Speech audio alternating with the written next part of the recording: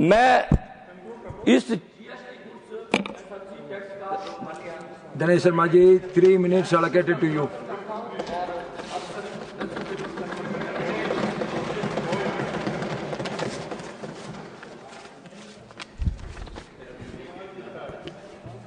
माननीय सभापति महोदय, आपने मुझे बोलने का अवसर दिया।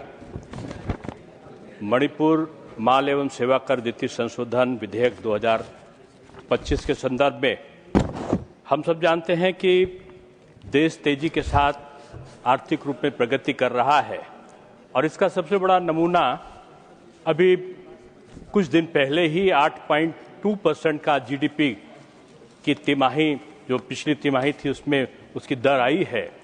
उससे ये सिद्ध होता है कि हम विश्व की सबसे तेज गति से बढ़ने वाली अर्थव्यवस्था में से एक देश के रूप में हम सुशोभित हुए हैं।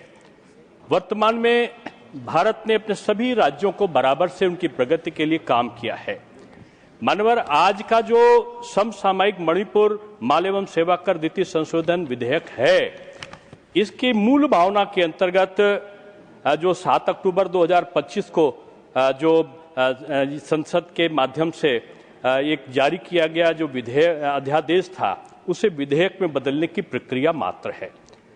हम सब जानते हैं कि यह राज्य के कानूनों को केंद्रीय जीएसटी अधिनियम के अनुरूप बनाता है, दोनों में समसमानता का भाव पैदा करता है और ये विधेयक में नई धारा 148(1) के अंतर्गत जो जोखिम वाले सामान हैं उनको अनिवार्य ट्रैक एंड ट्रेस प्रणाली लागू की गई है। ये एक डिजिटल निगरानी प्रणाली है।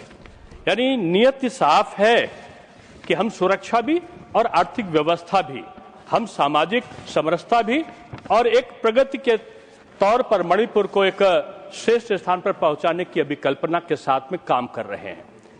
भारत आज आर्थिक, सामाजिक, शैक्षिक और रक्षा के क्षेत्र में जो प्रगति कर रहा है, मैं समझता हूं कांग्रेस के मित्र यहां पर उपस्थित नहीं हैं। उनके एक रक्षा मंत्री का जो मणिपुर का आज हम विधेयक प्रस्तुत कर रहे हैं, उनके पूर्व जो रक्षा मंत्री रहे ए.के. एंटोनी जी, उन्होंने खुलेआम स्वीकार किया कि जो उनकी सरकार थी, कांग्रेस की सरकार के समय सीमा सुरक्षा की उपेक्षा की गई थी और जिससे दशकों तक कमजोरी बनी रही। Please conclude. Member please conclude.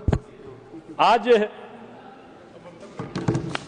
मैं इस विधेयक का न केवल समर्थन करता हूं, बल्कि मैं समझता हूं कि आर्थिक उन्नति के तौर पर और जो सीमांत प्रदेश के तौर पर ये मणिपुर निश्चित रूप में प्रगति की तरफ जाएगा और आर्थिक उन्नति से वहां के व्यापारियों को कर का सरलीकरण की जो लाभ है वो आसानी के साथ प्राप्त हो सकता है। धन्यवाद। श्री अरुण सिंह जी।